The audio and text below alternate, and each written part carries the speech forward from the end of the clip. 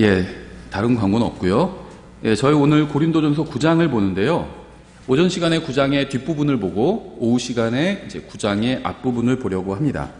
예, 9장의 내용은 그렇게 복잡한 내용은 아닙니다. 예, 그래서 단순한 내용인데요. 또 굉장히 중요한 내용을 담고 있습니다. 예, 고린도전서 9장 19절부터 27절까지 보려고 하는데요. 9장 19절부터 27절까지 쭉 읽어보고 그리고 저희가 한 절씩 간략하게 살펴보도록 하겠습니다. 고린도전서 9장 19절부터 27절까지 피셨으면 제가 받들어 읽겠습니다. 고린도전서 9장 19절 내가 모든 사람들로부터 자유로우나 스스로 모든 사람에게 종이 된 것은 더 많은 사람을 얻으려 함이라. 유대인들에게 내가 유대인같이 된 것은 유대인들을 얻으려 함이요 율법 아래 있는 자들에게 율법 아래 있는 자같이 된 것은 율법 아래 있는 자들을 얻으려 함이며 율법 없는 자들에게 비록 내가 하나님께 법 없는 자가 아니라 그리스도께 법 아래 있는 자이면서도 율법 없는 자같이 된 것은 율법 없는 자들을 얻으려 함이라. 약한 자들에게 내가 약한 자같이 된 것은 약한 자들을 얻으려 함이요 내가 모든 사람에게 모든 것이 된 것은 어찌하든지 몇 사람이라도 구원하려 함이라. 내가 복음을 위해 이것을 행함은 너희와 함께 복음에 참여하는 자가 되려 함이라. 경주할 때 달리는 자들이 다 달릴지라도 한 사람이 상을 받는 줄을 너희가 알지 못하느냐? 너희도 상을 얻도록 이와 같이 달리라. 그래서 두 가지 예를 들고 있는데 신앙의 투쟁을 첫 번째 이제 달리기를 예로 들고 있죠. 25절 이기려고 애쓰는 자마다 모든 일에 절제하나니 이제 그들은 썩을 왕관을 얻기 위해 그 일을 하지만 우리는 썩지 아니할 왕관을 얻기 위해 하느니라. 그러므로 내가 이와 같이 달리되 목표가 불확실한 것처럼 하지 아니하고 이와 같이 싸우되 이제는 레슬링이나 권투에 대해서 권투를 예로 들고 있죠. 허공을 치는 자같이 하지 아니하며 다만 내가 내 몸을 억제하여 복종시킴은 내가 다른 사람들에게 복음을 선포한 뒤에 어떤 방법으로든 나 자신이 버림받은 자가 되지 않게 하려 함이라. 여기서 버림받는다는 건요 구원을 잃어버린다는 것이 아니라 보상에서 문맥에 보면 상급에서 버림받지 않으려고 한다는 겁니다. 예, 잠깐 기도하겠습니다. 하나님 아버지, 저희가 주님께서 주신 성경에 기록된 주님의 말씀을 신뢰할 수 있도록 도와주시기 원합니다. 저희가 주님의 말씀을 마음으로 받아 또 삶에 적용할 수 있도록 도와주시기 원합니다. 주님께서는 저희의 헌신과 또 섬김과 신뢰와 인생을 받으시기에 합당하십니다. 주님의 말씀이 저희를 위한 최상의 선택이라는 사실을 인정할 수 있도록 도와주시기 원합니다. 예수님의 이름으로 기도드렸습니다. 아멘. 예, 사도 바울은요, 그리스도인의 신앙을 이제 권투 선수나 달리기 선수가 시합을 하는 것으로 이제 비유를 하고 있죠. 실제로 달리기나 권투나 레슬링은 굉장히 오래된 그런 이제 운동 종목이죠. 이 세상에서는 아무도 관심을 두지 않는 수많은 권투 시합이 있어요. 모든 권투 시합이 다 TV로 중계해 주는 거는 아니죠. 예선전 같은 것도 있고요. 그냥 동네 시합들도 있습니다. 또 구체육대회 시합 이런 것도 있어요. 이런 거는 뭐 사람들이 중계를 뭐 보고 그러지 않죠. 또 아무도 관심을 두지 않는 수많은 달리기 경주가 있습니다. 바울은 지금 매우 중요한 투쟁에 대해서 말하고 있습니다. 실제로 이 올림픽 종목들, 아주 오래된 올림픽 종목들, 이 달리기나 권투나 레슬링 같은 것은 이제 실제로 어떤 전투를 할 때 사용하던 그런 기술들이죠.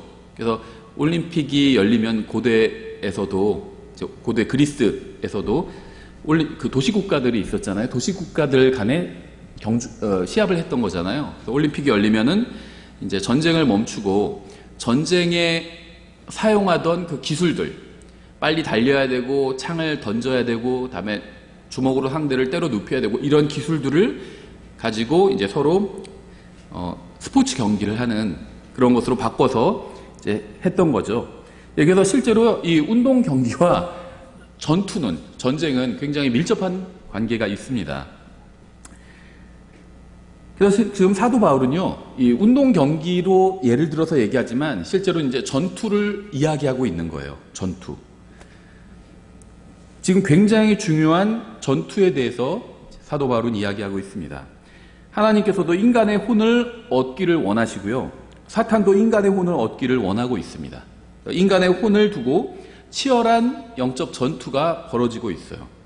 사람들은 시합에 이기기 위해서 체중을 감량하기도 하고요. 식단을 조절하고 힘든 훈련을 견뎌냅니다. 그렇죠. 운동을 많이 하고 그 다음에 먹는 것을 조절해요. 먹고 싶다고 해서 다 먹지 않죠. 시합에 이기기 위해서라면요, 코치가 요구하는 까다로운 훈련도 마다하지 않아요. 핸드폰 사용을 못하게 한다든지 아니면 외출을 못하게 한다든지 그런 막 규제들을 하죠. 그런 것도 다 받아들입니다. 시합에 이기기 위해서. 사실이 이렇다면 구원받은 사람들도 혼들을 얻기 위해서 자신을 부인할 수 있어야 합니다. 그러니까 우리가 혼들을 얻지 못하는 이유가 운동선수들이 시합에 나가서 메달을 따기 위해서 노력하는 것처럼 노력하지 않기 때문이라고 지금 말씀하고 있는 거죠. 달리기에서 1등하기 위해서 규칙적인 생활을 하고 절제를 하고 또 혹독한 훈련을 견뎌낸다면 우리가 혼을 얻기 위해서 얼마나 더 주님의 말씀대로 살아야 하고 자신을 부인해야 할까요? 지난 올림픽에서 누가 얼마나 많은 메달을 획득했는지 그렇게 중요한 문제가 아닙니다. 지나고 나면 어느 나라가 가장 많은 메달을 얻었는지도 그리 중요한 문제가 아니에요. 지난번 올림픽에서 우리나라가 몇 위 했는지 아세요? 전 사실 올림픽을 보지 않았어요, 경기를. 그런데 보신 분들도 잘 기억이 나지 않을 겁니다. 누가 메달을 따건 그 사람의 영원한 운명은 변하지 않고요. 어느 나라가 메달 집계에서 몇 등을 하건 상관없이 그 나라에 사는 사람들의 영원한 운명도 그대로입니다. 변하지 않아요. 그러니까 중요한 것은 변하지 않는다는 겁니다. 올림픽 메달은 정말 중요한 문제에 있어서는 별 의미를 주지 못한다는 겁니다. 세상 사람들은 메달을 딴 사람이나 경기에서 승리한 사람에게 열광하지만 시간이 지나고 나면 결국 아무 의미 없는 일이 되어버리고 맙니다. 육체에 관한 문제는 언젠가 모두 사라져 버릴 거예요. 이 점이 참 감사하지 않나요? 우린 다 육체의 문제를 가지고 있습니다. 대부분의 사람들이. 그게 이제 어떤 컴플렉스일 수도 있고요. 아니면은 또 이제 심각한 질병일 수도 있어요. 그렇죠. 그래서 저마다 육체의 문제를 다 가지고 있습니다. 남 육체의 문제가 전혀 없다, 만족한다, 이런 사람은 사실 거의 보지 못했어요.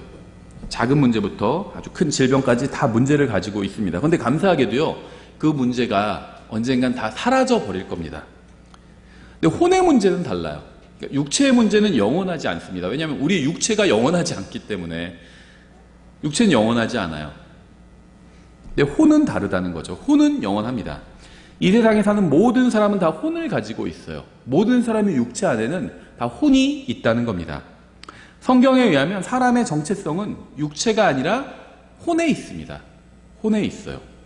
사람이 죽으면 그 사람 안에 있던 혼은 하늘나라나 지옥에 가서 영혼을 보내게 됩니다. 물론 이제 또 다른 육체를 받고 그 육체 안에 거하면서 영혼을 보내게 됩니다. 혼은 결코 죽거나 없어지거나 소멸되지 않아요. 사람의 존재가 사라지지 않는다는 겁니다. 내 육체는 사라질 수 있어요. 근데 내 육체 안에 있는 나의 혼은 사라지지 않는다는 겁니다.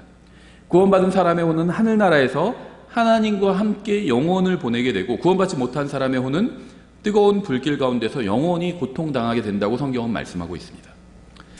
여러분이 아는 모든 사람은 결국 죽거나 사라지지 않는 혼을 가지고 있어요. 대단한 사람이건 대단하지 않은 사람이건 상관없이 여러분이 만나는 모든 사람들, 아는 모든 사람들은 그 육체 안에 영원한, 결코 없어지지 않는 영원한 혼이 있다는 겁니다. 사탄은 사람들이 혼의 문제가 별로 중요하지 않은 문제라고 생각하도록 사람들을 속이고 있습니다. 마치 혼이 아니라 육체에 관한 문제가 더 중요한 문제인 것처럼 사람들의 관심을 돌리고 속이고 있다는 겁니다. 사람들은 육체의 죽음을 염려합니다. 하지만 육체의 죽음 못지않게 더 중요한 문제는 혼의 죽음의 문제예요. 육체의 죽음은요, 우리가 아는 것처럼 그냥 사람이 죽어서 땅에 묻고 이게 육체의 죽음이에요. 근데 성경에 의하면 혼의 죽음은 성경에서 둘째 사망이라는 것이 나오거든요. 계시록에. 고통의 장소인 지옥에 던져지는 게, 불호수에 던져지는 게 둘째 죽음이다. 성경이 이렇게 말씀하고 있습니다. 둘째 사망이라고. 혼의 죽음은 자신의 죄 가운데 죽어서 영원히 뜨거운 불 가운데 고통당하는 것, 이게 혼의 죽음입니다. 마귀는 사람들이 혼에 관심을 두지 못하게 이목을 집중할 만한 것들을 끊임없이 공급합니다. 올림픽이나 선거나 운동 경기나 심지어 전염병, 이것도요, 마귀가 사람들의 시선을 또 관심을 빼앗아가는 그런 요소들 중에 하나라는 겁니다. 하지만 이 세상에서 흔히 영혼을 준비하는 문제보다 더 중요한 문제는 없습니다. 우리는 예수님께서 모든 사람을 구원하기 위해서 십자가 위에서 모든 사람의 죄값을 이미 다 치러주셨다는 사실을 알고 있어요. 믿음으로 그것을 받아들이면 예수님께서 행하신 실제적이고 법적인 그 행위의 효과가 나에게 적용될 수 있다는 거죠. 사과를 심으면 실제로 사과를 심는 거잖아요. 그러면 실제로 사과가 자라서 사과 열매를 맺게 되죠. 실제적인 행위죠. 법적인 행위도 실제적인 행위예요. 예수님께서는 우리를 대신해서 실제적인 행위를 해주셨습니다. 우리가 그걸 받아들이면 그 효과가 나에게 온다는 겁니다. 예수님께서 십자가 위에서 죽으시고 묻히시고 다시 살아나신 이유는 구원받기를 원하는 모든 사람에게 값없이 영원한 생명을 주시기 위함이었어요. 그런데 이러한 사실을 알고 있고 믿고 있다고 하는 기독교인들이 쓸데없는 것을 하느라 시간을 낭비하고 있다면 그건 정말 안타까운 일을 넘어서 비극인 겁니다. 마귀는 믿지 않는 사람들의 마음을 어둡게 해서 복음의 빛이 비추지 못하게 하고 있어요. 안타까운 점은 마귀가 그들뿐 아니라 믿지 않는 사람들뿐 아니라 믿는 사람들의 마음도 어둡게 해서 그리스도의 대사라는 직분을 수행하지 못하게 한다는 겁니다. 신앙의 경주를 해야 하는데 대부분의 그리스도인들이 경기가 시작했다는 사실도 모르고 있어요. 생각해 보세요. 100m 달리기를 한다고 생각해 보세요. 딱 긴장하면서 선수들이 그 앞에서 출발할 준비를 하고 있겠죠. 그러면서 출발 신호, 그 총성이 울리기를 집중해서 기다리고 있겠죠. 근데 대부분의 그리스도인들이요, 성경에 따르면 사도 바울의 증언에 따르면 신앙의 경주를 하고 있는데 경기가 시작했다는 사실도 모르고 있다는 겁니다. 성령님께서는 우리가 경기에 임하기를 원하십니다. 우리가 다른 데 정신을 팔지 말고 혼들을 이겨오는데 집중하기를 원하십니다. 우리가 하늘나라나 지옥이 없는 것처럼 살지 않기를 바라십니다. 한번 우리가 너무 범위를 확대하지 않고 지난 한 주의 삶을 한번 각자가 판단해 보세요. 옆에 있는 사람 말고 자기의 삶을, 남편이나 아내의 삶 말고 자기의 삶을, 지난 한 주 동안의 내 삶은 정말 하늘나라와 지옥과 영원히 있다고 생각하는 사람의 삶이었는지, 그렇게 영원히 있다고 믿는 사람의 삶이었는지 한번 스스로 돌아보시기 바랍니다. 하나님께서는 우리가 영원히 없는 것처럼 살지 않기를 바라십니다. 이 세상이 다인 것처럼 살지 않기를 바라십니다. 세상에서 운동선수들이 경기에 집중하듯이 우리도 그렇게 영원한 혼들을 구원하기 위해 믿음의 경주에 집중하기를 원하십니다. 한번 레슬링 하는 사람, 권투하는 사람을 한번 생각해 보세요. 다른 생각 할까요? 다른 데 막 한눈 팔까요? 그러지 않겠죠. 그 시합에 집중하겠죠. 우리가 그렇게 집중하기를 원하시는 거예요. 우리는 이 세상에서 살아가는 동안 믿음의 경주를 해야 합니다. 근데 이제 그럼 언제 우리가 믿음의 경주를 하는 것이냐? 학교에 가고서 공부하고요, 또 직장에 가서 일하고요, 가정생활을 하는 가운데서 혼들을 예수님께로 인도하는 일을 해야 돼요. 그 가운데서 믿음의 경주를 해야 합니다. 여러분이 가는 모든 곳에서 여러분은 혼들을 위한 전투를 벌여야 해요. 여러분이 하는 모든 행위는 혼들을 얻기 위한 경주의 일부를 이루고 있는 겁니다. 우리는 일요일에만 신앙의 경주를 하다가 월요일부터는 각자의 삶으로 돌아가는 것이 아니에요. 우리는 매일 우리가 가는 모든 곳에서 신앙의 경주를 하고요, 믿음의 전투를 치르고 있는 겁니다. 내가 모르고 있을 뿐이에요. 우리가 하는 모든 말과 모든 행위는 혼들을 얻어오기 위한 일에 영향을 끼치는 것입니다. 긍정적인 영향을 끼칠 때도 있고요, 한마디로 내가 포인트를 쌓을 때도 있고요. 하나님 앞에서 나의 말과 나의 행위가 사람들이 예수님께 다가가게 하는 그런 긍정적인, 내가 득점을 할 때도 있고요, 때로는 실점을 할 때도 있겠죠. 내가 육신에 따라서 말하고 행하고 그러는 걸 누군가 보고 예수님과 더 멀어진다면, 아니면 내가 하는 말과 내가 하는 행위가 누군가가 예수님과 멀어지게 한다면 나는 실점을 한 거죠, 경기에서. 우리나라 사람들은요, 자유에 익숙합니다. 자유로운 국가예요. 굉장히 자유도가 높은 국가입니다. 그렇죠? 자유를 침해하는 것이라면 맞서 싸워야 한다고 생각해요. 못 참아요. 왜냐하면 우리는 대부분의 사람들이요, 평생 자유롭게 살았거든요. 아주 연세 많으신 분들을 제외하고는 자유롭게 살았습니다. 뭐 일제강점기나, 그렇죠, 그런 그 환경에서 살지 않은 대부분의 사람들은요, 자유롭게 살았어요. 과거 뭐 어떤 정권도 있었고 독재 정권이다 뭐 이런 정권도 있었지만요, 그래도 공산국가들에 비하면 굉장히 자유로웠습니다. 그렇죠? 자유를 만끽하면서 살았어요. 그래서 자유를 침해하는 것을 참지 못합니다. 하지만 사도 바울의 간증을 한번 들어보세요. 바울은 자유로운 사람이었지만 혼들을 주님께로 인도하기 위해서 자신의 자유를 포기했습니다.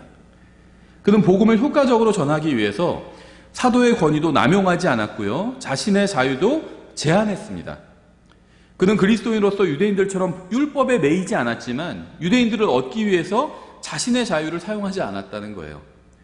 바울은 유대인으로서 이방인들의 전통에 매이지 않았지만 이방인들을 얻기 위해서 자원해서 자신의 자유를 포기했습니다.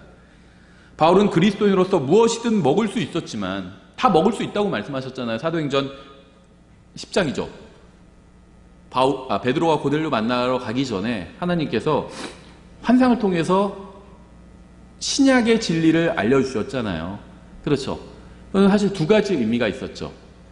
구약시대는 하나님 앞에서 유대인들만 거룩한 사람이라고 생각을 했는데, 신약시대는 이제 누구든지 예수님을 통해서 하나님께 나오면 거룩한 사람이 될 수 있다, 이런 진리가 있었고, 이게 이제 핵심적인 그 실제적인 진리였고, 또 표면적인 진리는 구약시대에는 특정한 음식은 먹을 수 있고 특정한 음식은 또 먹지 말아야 했지만, 이제는 그런 음식을 통해서 사람들이, 어떤 행위를 통해서 사람들이 하나님 앞에서 인정받고 거룩해지는 것이 아니다, 이런 진리를 또 알려주신 거죠.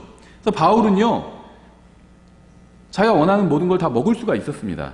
근데 다른 사람이 상처를 입거나 복음을 전하는데 방해가 된다면, 오해의 여지가 있다면 음식을 먹는 즐거움도 포기하겠다는 겁니다.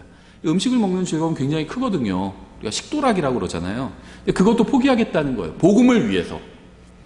바울은 구원받은 사람으로서 자유로웠지만 혼들을 그리스도께로 인도하기 위해서 자신의 자유를 기꺼이 포기했습니다.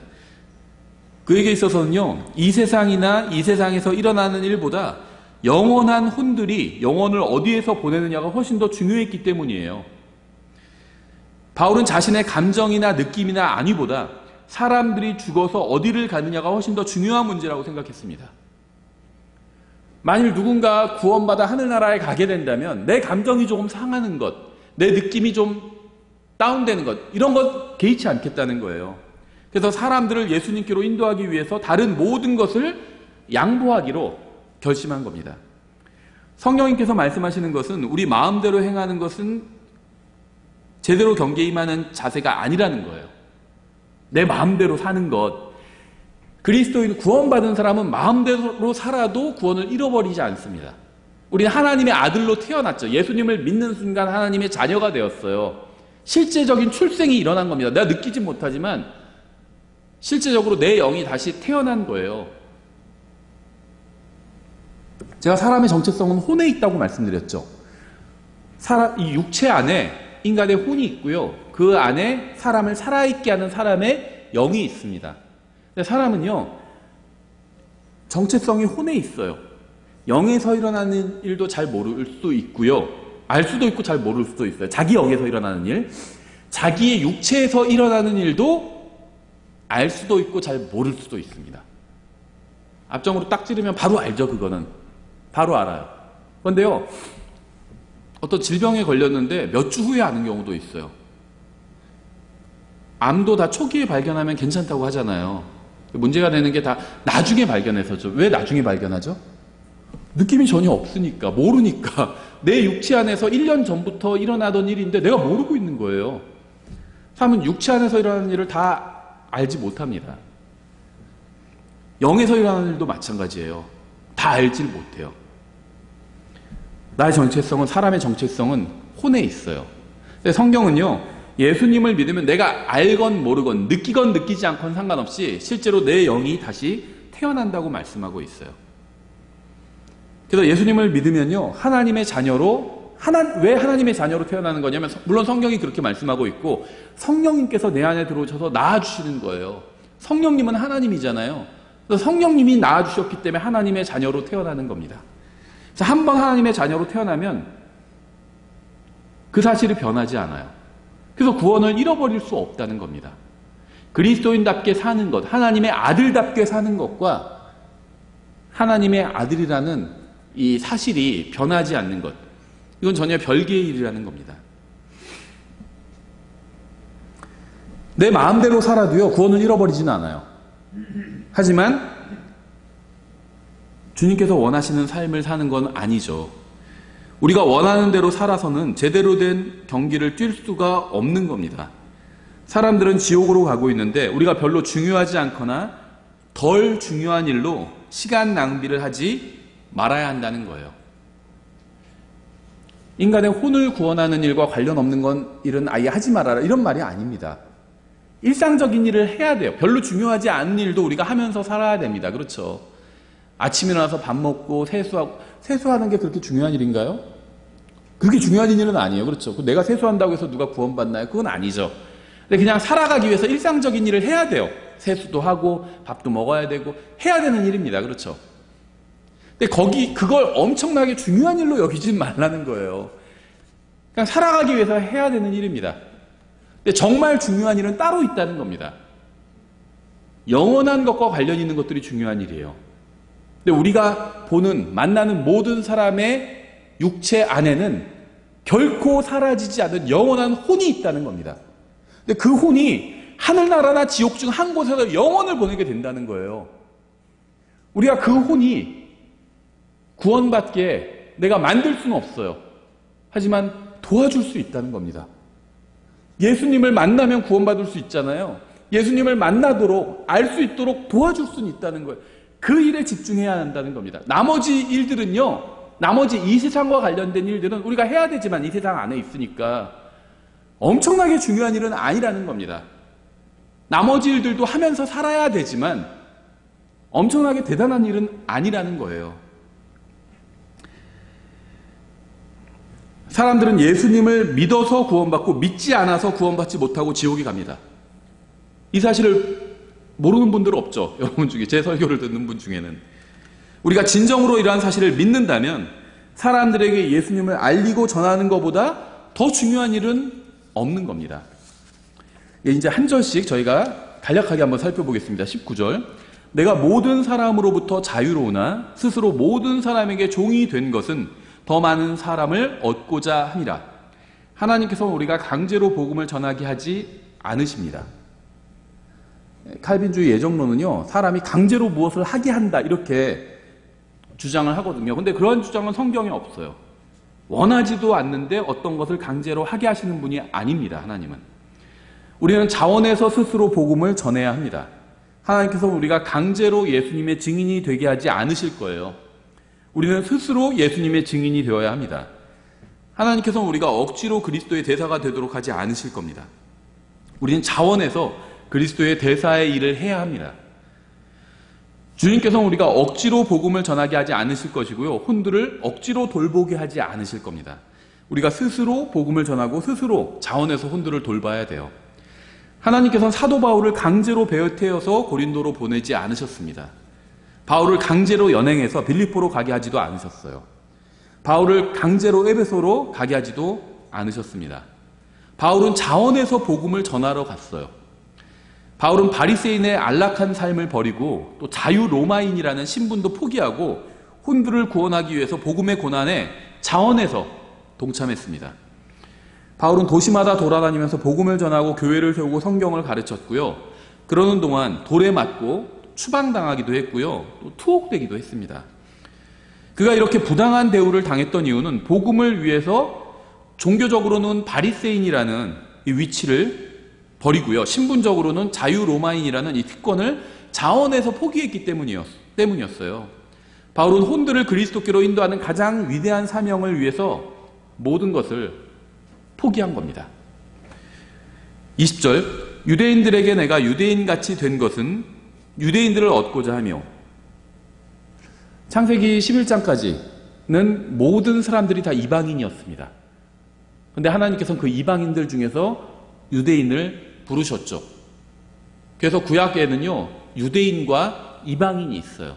하나님 앞에서는 두 종류의 사람이 있었던 거고요. 이제 신약에 들어서 예수님의 십자가 이후에 예수님을 믿으면 그리스도인이 되는 겁니다. 교회가 되는 거예요. 이방인 중에서도 예수님을 믿으면 그리스도인, 교회가 되고요. 유대인 중에서도 예수님을 믿으면 이제 그리스도인, 교회가 되는 겁니다. 더 이상 유대인이 아니에요.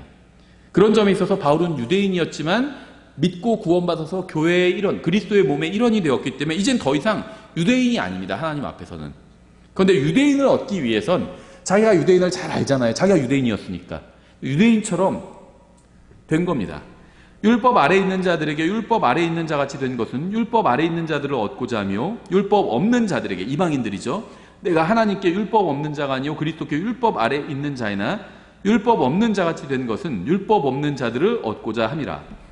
사도 바울은 특정한 방식으로 예배를 드리는 사람을 만나면요, 그 사람들을 책망하지 않고 친근하게 접근을 했습니다. 그는 상대방이 자신을 거부하도록 하지 않고요, 상대방을 존중하면서 자신의 간증을 나누면서 상대방을 얻고자 노력했어요. 바울은 최대한 상대방에게 자신을 맞췄습니다. 그는 상대방이 받아들일 수 있도록 예수님을 전했어요. 우리가 믿음의 근본적인 어떤 사실들을 부인하거나 타협할 수는 없지만 성경이 말씀하시는 것이 아니라면 나머지는 다 양보할 수 있다는 겁니다. 복음을 전하기 위해서. 성경의 진리를 부인하는 것이 그런 문제가 아니라면 나머지는 다 양보할 수 있다는 거예요. 바울은 어느 마을에 가건 유대인으로서 회당에 방문했습니다. 사도행전 보면요, 바울이 회당에 가서 복음 전해요. 왜 회당에 갈까요? 유대인들에게 복음 전하기 위해서 회당에 간 겁니다. 바울은 유대인들의 예배를 방해하지 않았어요. 지금 이제 신약 새로운 교회가 섰고 이제 유대 종교는 끝났다. 당신들은 다 엉터리다. 막 이러셔서 그러지 않았다는 겁니다. 바울은 질서를 존중하면서 자신에게 주어진 기회를 활용했습니다. 바울은 유대인들에게 복음을 전할 때는요, 유대인으로서 복음을 전했고요, 이방인들에게 복음을 전할 때는요, 이방인들이 알아들을 수 있게 그들의 용어로 복음을 전했어요. 그래서 사도행전에서 보면요, 이방인들에게 전하는 것과 유대인들에게 전하는 것이 완전히 다릅니다. 바울의 스타일이. 바울은 이방인들에게 복음을 전해야 될 때는요, 율법이나 규례나 무슨 구약 성경이나 이런 거에 관해서는 이야기하지 않고요, 창조자 하나님에 관해서 얘기했어요. 심지어요, 이방인들의 어떤 시인이 말한 것, 이런 걸 인용했습니다. 유대인들에게 복음을 전할 땐 구약 성경을 인용해요.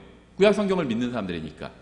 이방인들에게 복음을 전할 땐요, 이방인들의 어떤 시인이 말한 거, 이런 걸 인용해서 복음을 전하고 있어요. 사도행전에 보면. 대상에 맞게 복음을 전한 거죠. 진리를 타협하지 않는 한도 내에서 대상에 맞게 복음을 전한 겁니다. 22절, 약한 자들에게 내가 약한 자같이 된 것은 약한 자들을 얻고자 하며 내가 모든 사람에게 모든 것이 된 것은 어찌하든지 몇 사람이라도 구원하고자 함이라. 이런 마음이 있어야 돼요. 몇 사람이라도 구원하고자 하는 마음이 있어야 됩니다. 바울은 복음을 전하기 위해서 모든 것을 양보하고 포기했어요. 이게 바울의 정신이에요. 우리가 이 스피릿, 이 정신을 본받아야 됩니다. 복음을 전하기 위해서라면 뭐든 다 양보할 수 있어야 돼요. 우리도 바울처럼 복음을 위해서 우리의 권리와 자유를 포기할 수 있어야 합니다. 물론 거짓말을 할 필요는 없어요. 또 상대방의 마음을 얻기 위해서 틀린 것을 옳다고 하거나 없는 것을 있다고 하거나 하지 않은 것을 했다고 할 수는 없습니다. 사실이 아닌 걸 왜곡할 수는 없어요. 상대방의 마음을 얻기 위해서. 하지만 우리는 복음을 전하기 위해서 나의 신념과 생각과 취향과 성향은 주장하지 않을 수 있습니다. 복음을 전하기 위해서 내 감정을 희생할 수 있어요. 어떤 사람이 성경에 있는 얘기는 아닌데, 예를 들면 이 세상 돌아가는 어떤 얘기들, 성경에서 큰 원칙들이 나오죠. 세상의 운명이 나와요. 근데 디테일한 어떤 게 나오지는 않습니다. 근데 내가 마음에 들지 않는 어떤 이야기를 해요. 내가 그런 건요, 그 얘기를 그냥 듣고 있으면 내 감정이 좀 별로 편하지 않아요. 내가 싫어요. 동의가 안 돼요. 예를 들면 내가 싫어하는 사람을 막 좋다고 얘기해요. 근데 마음에 들지 않을 수 있죠. 그래도 내가 그걸 티내지 않을 수는 있어요. 그 사람에게 복음을 전하기 위해서. 내가 만약에 그 얘기를 반박하면 그 사람은 이제 나에 대해서 딱 거리를 두게 돼요. 그래서 내가 공감을 해주는 거예요. 그냥 성경적 진리를 부인하지 않는 한도 내에서, 거짓말하지 않는 한도 내에서 내가 공감해 주는 겁니다. 왜냐하면 그 사람을 얻기 위해서. 우리는 약한 자들을 얻기 위해서 약한 자가 될 수 있습니다. 우리도 원래 연약한 자들이었잖아요. 우리도 죄인이었기 때문에 죄인의 마음을 이해할 수가 있어요. 우리는 사람들을 얻기 위해서 최대한 그들과 같은 사람이 되어야 합니다. 전 공감 많이 해줘요. 감사하게도요, 100% 진리는 성경밖에 없죠. 나머지 사람들이 하는 말, 어떤 책에 나온 말, 뭐 이런 것들은요, 일부가 사실이고 일부는 거짓입니다. 완전히 100% 순수한 거짓도 없어요. 그런 건 없습니다. 조금이라도 거짓이 섞이면 그게 거짓이 되는 겁니다. 성경에 보면요, 마귀의 말도요, 100% 거짓은 아니에요. 조금의 거짓이 있어요. 아담과 이브를 마귀가 유혹할 때 어떻게 했죠? 하나님이 이거 먹지도 말라고 하셨다, 뭐 이런 얘기 이브가 하니까 마귀가 하나님이라고? 하나님은 없는데, 이러진 않았어요. 그렇죠? 하나님이 있다는 사실은 인정했습니다. 아, 하나님 계시지. 맞아. 창조자 하나님 계셔. 근데 하나님께서 아마 다 아예 이게 사실은 괜찮은 건데 너희가 잘 되는 걸 보기 싫으셔가지고 너희한테 안 좋은 걸 얘기하셨을걸? 하나님 말씀에 의문을 제시하는 거예요.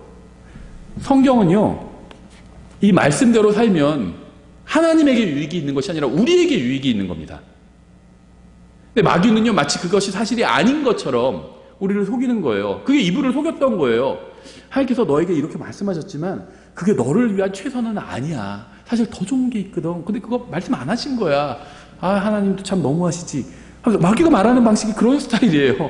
하나님 없어. 하나님이 어디 있어. 다 진화됐지 너희들. 이렇게 얘기하지 않아요, 마귀는. 절반만 얘기하는 겁니다. 절반만 사실인 건 사실이 아닌 거죠. 거짓인 거죠. 우리가 그걸 역이용할 수 있다는 거예요. 무슨 말이냐면, 저는 대화를 나눌 때, 전 이제 성경을 가르치는 사람이잖아요. 진리를 전해야 되는 사람이에요. 근데 상대방이 저를 싫어하게 되면은, 감정적으로 싫어할 수 있잖아요. 그럼 이제 더 이상 제가 아무리 바른 말을 하고 논리적으로 얘기를 해도 상대방이 제가 감정적으로 싫으면 저를 거부해버립니다. 근데 언제 감정적으로 싫어하냐면, 상대방이 느낄 때 제가 그 사람을 거부한다고 생각을 하면은 자기도 저를 거부해요. 그래서 저는요, 가능하면 다른 사람의 말을 반박하지 않아요. 말 중에, 물론 성경과 다른 잘못된 얘기를 하면 그건 반박하죠. 예수님은 다시 오신다고 말씀하신 적 없잖아요. 그러면 그거는 반박할 수밖에 없죠. 근데 그런 게 아니라 그냥 일상적인 얘기를 하는데, 그 주제가 어떤 주제든 간에, 어떤 취향에 관한 것이든 정치에 관한 것이든 무엇이든 간에 어떤 얘기를 하는데 그 얘기가 100% 다 잘못된 경우는 오히려 흔치 않아요. 일부 사실이 있고 이제 일부 거짓이 있어요. 그럼 그런 얘기를 하면은 저는 이렇게 얘기합니다. 아, 그런 면도 있네요. 근데 또 이런 면도 있습니다. 이렇게 얘기를 해요. 그게 사실은 부드럽게 반박하는 방법이거든요. 그 사람 말한 게 다 거짓은 아니잖아요. 그러니까 아, 그런 면도 있네요. 인정을 해줘요. 그럼 그 사람이 이 사람이 지금 나를 거부하는 건 아니구나 이렇게 생각하거든요. 근데 또 이런 면도 있거든요 하면서 내 주장을 펴는 거거든요. 그럼 그 사람은 자기를 거절했다는 생각을 안 하거든요. 제가 그런 식으로 얘기하는 이유는요, 그 사람을 얻기 위해서예요. 그 사람을 그냥 반박해버리면요, 그 사람은 앞으로 제 설교도 안 듣고요, 제가 하는 얘기를 안 들어요.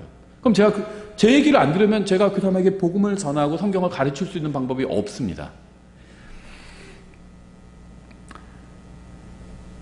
우리는 사람들을 얻기 위해서 최대한 그들과 같은 사람이 되어야 돼요. 공감해주고요. 공감할 수 있는 부분이 있어요. 어딘가. 공감해주고요. 긍정해주고요. 근데 잘못된 부분은 근데 이런 부분도 있어요. 이렇게 부드럽게 이야기해줄 수 있는 거예요. 복음을 전하고 혼들을 구원하기 위해서 기꺼이 우리와 다른 성향이나 취향이나 생각을 가진 사람들과도 친구가 되어야 합니다. 그게 쉽지 않은 일일 수 있어요.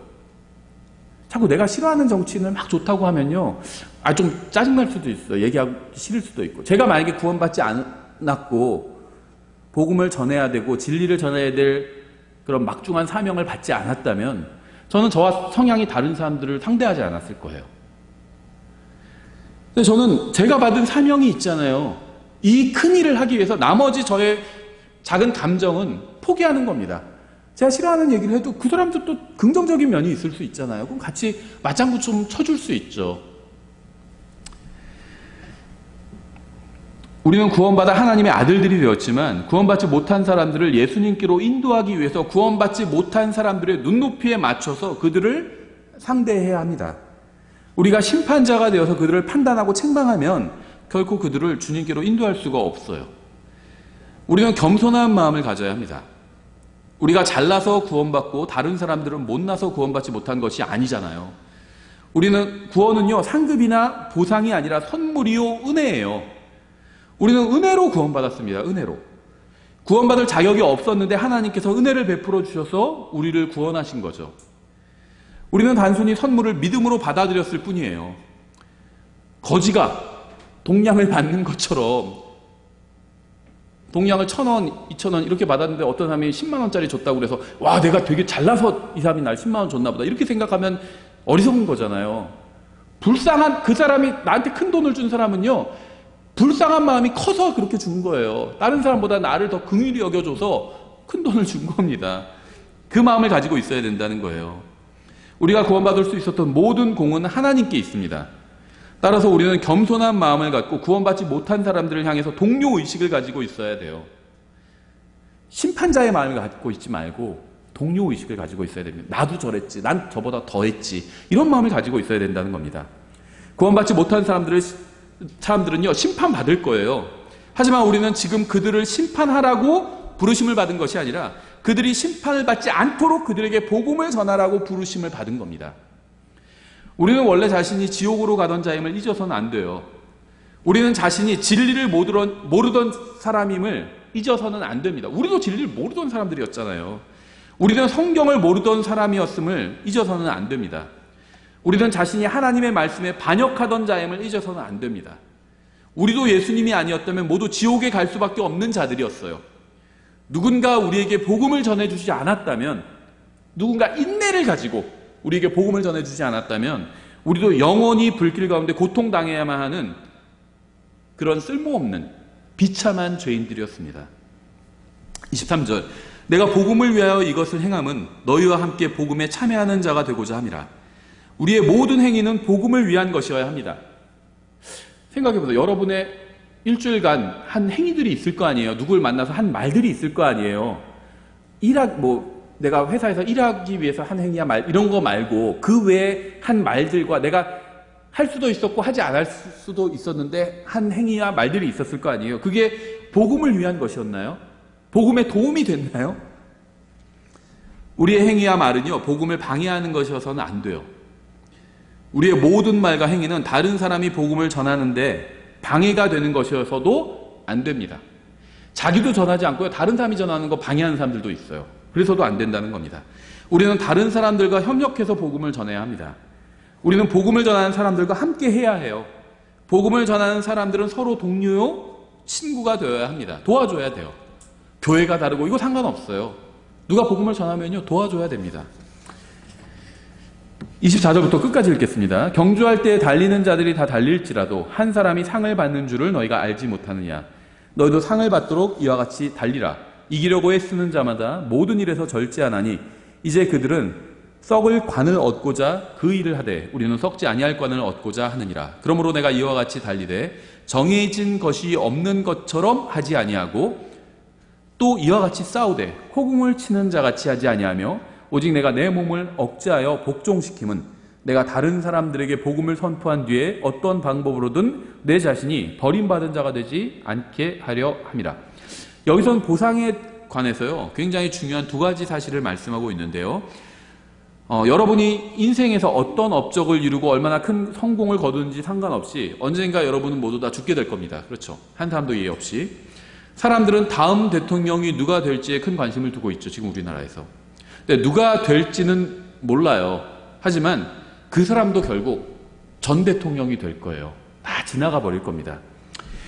첫째, 중요한 두 가지 사실인데, 첫째는요, 성령님께서는 여기서 우리가 예수님을 위해서 한 일을 통해서 결코 썩지 않는 관을 받게 될 것이라고 말씀하고 있어요. 썩는다는 건 끝이 있다는 거죠. 썩지 않는다는 건 뭐냐면 영원하다는 겁니다. 끝이 없어요. 영원해요. 우리가 이 세상에서 주님을 위해서 행하는 일은요, 일시적인 일이에요. 그렇죠. 한계가 있는 일이에요. 몇 사람에게 복음을 전하고 무엇을 희생했고, 한계가 있는 일이죠. 시작과 끝이 있는 일들입니다. 우리가 주님을 위해서 제한된 어떤 일을 했는데 주님께서는 우리에게 영원한 보상을 주신다는 겁니다. 이것이 바로 썩지 않는다는 말의 의미예요. 둘째는요, 정해진 것이 없는 것처럼 하지 아니하고, 이렇게 얘기하고 있어요. 이게 굉장히 중요합니다. 이 말을 다른 말로 하면 뭐가 될까요? 성경대로예요. 정해진 것이 없는 것처럼 하지 아니하고, 말씀대로입니다. 다른 말로 하면 굉장히 중요해요. 이 말은 하나님께서는요, 모든 규칙을 이미 정해놓으셨어요. 하나님은 질서 없는 분이 아니에요. 규칙이 있는 분입니다. 여러분도 다 규칙이 있잖아요. 가정에서 엄마 아빠가 가정을 운영하잖아요. 규칙이 있어요. 제대로 된 가정은 뭐 복잡하지 않은 규칙일 수 있습니다. 뭔 해도 되고 뭔 하면 안 되고, 그렇죠. 규칙이 있어요. 막 다 허용해 주는 그런 가정은 없습니다. 그렇죠. 저희도 아이들이 어릴 때는요, 막 밥을 막 엎었어요. 접시에 주면요, 반찬도 막 엎는 경우가 있었어요. 처음에 어릴 때. 그러면 그거 혼내거든요. 혼나는 게 있고 혼나지 않는 게 있어요. 어떤 거 잘 못해도 혼나지 않아요. 근데 어떤 거 하면 안 되는 건요, 혼냅니다. 규칙이 있어요. 가정에. 전 우주를 운영하시는 하나님께서 규칙이 없다? 이런 생각은 되게 어리석은 생각입니다. 하나님은요, 모든 규칙을 이미 다 정해놓으셨습니다. 어떻게 복음을 전하고 주님을 섬겨야 할지는 정해진 것이 없는 것이 아니라 정해져 있어요. 정해진 것이 없는 것처럼 하지 말라고 하잖아요. 규칙 없는 것처럼 하지 말라는 겁니다. 주님께서는 규칙을 정해놓으시고 그 규칙을 성경에 기록해 놓으셨습니다. 그래서 우리가 성경을 읽어야 돼요. 주님께서는 이 세상의 운명과 예수님을 믿는 사람들의 운명과 믿지 않는 사람들의 운명과 주님을 말씀대로 섬기는 사람들이 받을 보상에 대해서 모두 다 정해놓으시고 성경에 기록해 두셨습니다. 이러한 것들은 모두 이미 정해져 있어요. 따라서 우리는 정해진 것이 없는 것처럼 우리 생각대로 마음대로 행해서는 안 된다는 겁니다. 우리가 우리의 시간과 힘과 재물과 은사와 재능과 인생을 모두 주님을 섬기고 복음을 전하고 사람들을 예수님께로 인도하는 데 사용한다면 우리는 영원히 썩지 않을 보상을 받을 것이고요. 하나님께서는 이런 모든 사실을 미리 정해놓으시고 성경에 기록해 두셨습니다. 따라서 우리는 성경에서 확실한 것들을 찾을 수 있어요. 성경에는요, 불확실한 것이 없습니다. 누구든지 예수님을 믿으면 아마 어쩌면 구원받을 수도, 영원한 생명을 받을 수도 있느니라, 이렇게 말씀하고 있지 않습니다. 확실하게 말씀하고 있어요. 성경은요, 다 확실하게 말씀하고 있어요. 불확실한 세상에서 우리가 확신을 가지고 살아갈 수 있는 유일한 길은요, 말씀을 따라 걷는 겁니다. 그게 성경을 믿는 거예요. 이렇지 않을까? 그거는요, 믿는 게 아닙니다. 성경은요, 확실하게 말씀하고 있잖아요. 그걸 그냥 내가 받아들이는 거예요. 그게 믿음이에요. 하나님께서는 주 예수 그리스도를 믿으라, 그리하면 내가 구원을 받으리라고 말씀하셨습니다. 확실하게 말씀하셨어요. 우리는 이 말씀을 믿고 확신할 수 있습니다. 우리가 우리의 구원을 확신하는 이유가 그거죠. 내 구원이 확실한지 아닌지 어떻게 알아요? 예수님을 믿으면 구원을 받는다고 성경에서 말씀하셨잖아요. 그래서 제 구원이 확실한 거예요. 저는 예수님을 믿었거든요. 주님께서 믿는 사람들에게 생명을 주시고 더욱 풍성한 생명을 주시겠다고 약속하셨어요. 우리는 주님의 약속을 믿고 확신할 수 있습니다. 주님께서는 말씀대로 주님을 섬기는 사람에게 썩지 않는 관을 주시겠다고 약속하셨습니다. 영원한 보상을 주시겠다는 거예요. 그 말은 뭐죠? 정해진 것이 없는 것처럼 하는 사람들, 다시 말하면 말씀대로 하지 않으면요, 아무리 자기가 열심히 해도요, 보상을 받지 못한다는 겁니다. 우리는 주님의 약속을 확신 가운데 붙들 수 있어요. 혼란스러운 이 세상에서도 여러분은 하나님의 말씀을 온전히 확신할 수 있습니다. 오직 내가 내 몸을 억제하여 복종시킴은, 이렇게 말씀하고 있죠. 다른 사람의 몸이 아니라 자신의 몸을 억제해서 말씀에 복종시켜야 합니다. 말씀에 복종시켜야 돼요. 다른 사람의 자유나 권리나 소유나 시간이 아니라 여러분의 자유와 권리와 소유와 시간과 인생을 말씀에 복종시켜야 됩니다. 그래야 여러분을 통해서 복음이 전해질 수 있고요, 여러분을 통해서 누군가 구원받을 수 있는 거예요. 누군가 자신을 희생했기 때문에, 자기의 돈도 희생하고, 전도지 사고 만들고 하려면 다 누군가 돈을 희생한 거예요. 그 돈으로 맛있는 거 사 먹어도 돼요. 어떤 전도지 헌금합니다, 이렇게 헌금하시는 분들 있어요. 성경에서 전도지 만들게 헌금을 꼭 할지니라 이런 말씀 없죠. 전도지를 만들어서 그걸 누가 읽고 구원받을 수 있잖아요. 자기가 원래 그 돈으로 맛있는 거 사 먹어도 되는, 그래도 불법이 아니에요. 하나님께서 너는 왜 그 돈으로 다 너 맛있는 것만 사 먹었냐 이러지 않으시겠죠. 사 먹어도 돼요. 근데 그걸 자기가 희생한 거예요. 누군가의 구원을 위해서. 자기가 남는 시간에 자기가 잠을 잘 수도 있고요. 자기가 재미있는 거 할 수도 있겠죠. 근데 그 시간에 사람들에게 전도지를 나눠주고 복음을 전해요. 자기 시간을 희생한 겁니다. 복음 전하면 좋은 소리 듣는 경우도 있어요. 아, 정말 수고 많이 하시네요. 이런 분도 있어요. 욕하는 사람도 있어요. 자, 지금 저희 전도지에서 제 전화번호 뺐는데요. 여태까지 한 10통 전도 받은 것 같아요. 그렇게 많진 않죠. 교회 저희가 8년 됐으니까. 욕하는 사람. 전도지를 받고요. 마음에 안 들면 그냥 버리면 되잖아요. 굳이 전화를 해요, 저한테. 그래가지고 이런 거 왜 나눠주냐고. 그것도요, 믿지 않는 사람이 전화한 건 차라리 괜찮아요. 어떤 분은 자기가 여자 목사인데 전화를 한 거예요. 막 화를 내는 거예요. 제가 하늘나라에 갈 수 있는 것 없는 것 이렇게 구분해는 하늘색 전도지가 있거든요. 뭐 종교 행위들 이런 것들로 하늘나라에 갈 수 없습니다. 오직 예수님을 통해서만 하늘나라에 갈 수 있습니다. 이렇게 해놓은 전도지예요. 근데 거기에 뭐 11조를 바치는 것, 헌금을 하는 것 이런 걸로 하늘나라에 갈 수 없습니다. 이렇게 놨어요.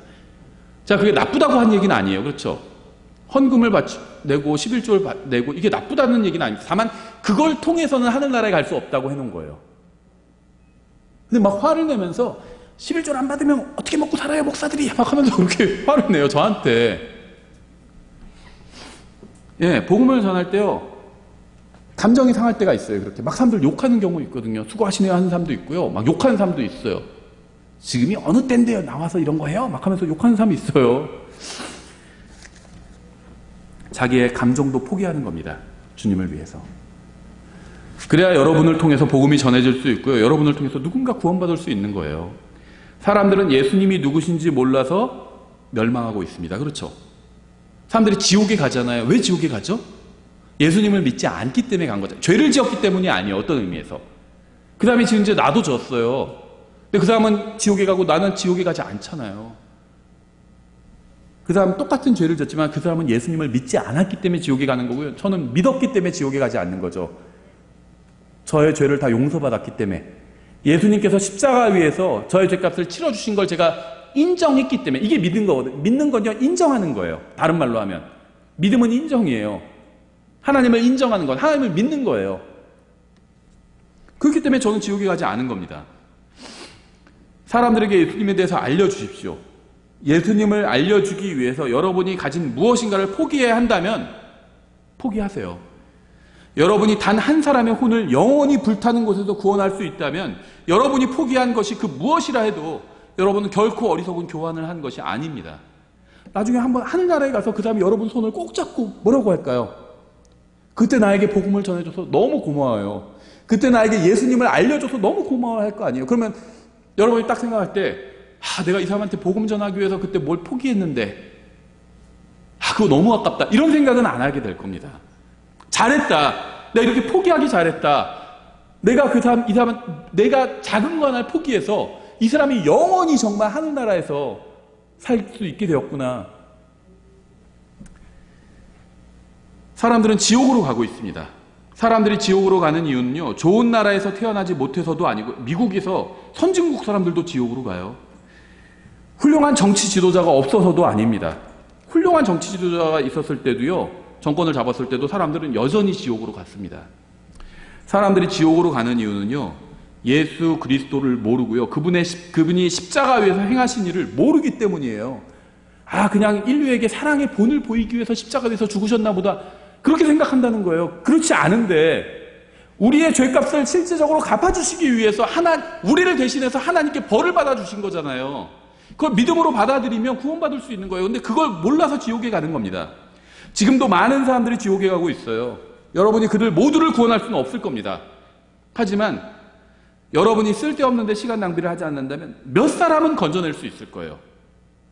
지금 우리가 침몰하는 큰 배 위에 있는 것과 같다. 우리는 그렇게 말씀드렸죠. 침몰하는 배에서 모든 사람을 우리가 다 구원할 수는 없어요. 한두 사람이면 몇 사람이라도 우리가 구명조끼를 나눠주고 9명 중에 태울 수는 있죠.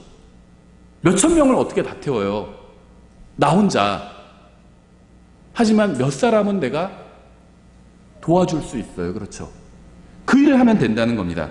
단 한 사람의 혼이라도 지옥에서 건져낼 수 있다면 여러분의 인생은 정말 가치 있는 인생을 산 거예요. 혼들을 구원하는데 여러분이 가진 소중한 것을 사용하십시오. 한 사람의 혼을 구원하는 일은요, 올림픽이나 월드컵이나 대통령 선거보다 훨씬 더 중요해요. 하나님께서 뭘 관심 있게 보실까요? 와, 우리나라가 어떤 나라가 또 금메달 땄다, 이런 거.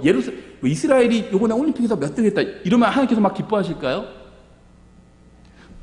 대통령 선거 우리 중요하게 생각하죠. 이것도 생각해보세요. 하나님께서 와, 누가 대통령이 됐다, 여당이 됐다, 야당이 이번에 됐구나, 막 하나님께서 기뻐하실까? 그거를? 성경에는 없어요, 그런 말이. 근데 어떤 일이 일어난다면 하나님께서 기뻐하신다고 나와 있죠. 한 사람이 혼이 회개하면 구원받으면 기뻐하신대요. 하나님은 이런 관심 없으세요. 올림픽, 월드컵, 무슨 대통령 선거도 관심 없으세요. 적당한 자한테 그냥 주시는 겁니다. 하나님께서 해봐 하고. 그러다가 다시요 뺏어가세요. 느부갓네살한테 많은 권한을 주셨다가 뺏어가셨잖아요. 그러다가 또 다시 주시기도 하고요. 하나님께는요 그 일이 작은 일이에요. 혼이 구원받는 것, 이건 하나님께서요 득남하시는 일입니다. 아들을 얻으시는 일이에요. 그래서 큰일인 거예요. 하나님 앞엔 기뻐하시는 거예요. 아이 낳아보신 분들은 아실 거예요. 아이가 건강하게 잘 태어났어요. 얼마나 기쁜 줄 아세요? 다른 게 중요하지 않아요. 하나님께 자녀를 얻으시는 일이에요. 하나님의 말씀을 확실하고 영원한 결과를 가져오고 인생을 걸만한 충분한 가치가 있는 것으로 받아들이십시오. 여러분이 이 사실을 알게 되고요, 여러분의 눈이 뜨이기를 바랍니다. 기도하겠습니다. 하나님 아버지, 저희가 이 세상에서 쓸데없는 데 정신을 팔지 않고 죽어가는 혼들을 구원하는 일에 집중할 수 있도록 도와주시기 원합니다. 저희가 말씀대로 행하여 인생을 가치 있게 사용할 수 있도록 도와주시기 원합니다. 저의 눈을 열어주셔서 불쌍한 혼들을 볼 수 있게 해주시기 원합니다. 예수님의 이름으로 기도드렸습니다. 아멘.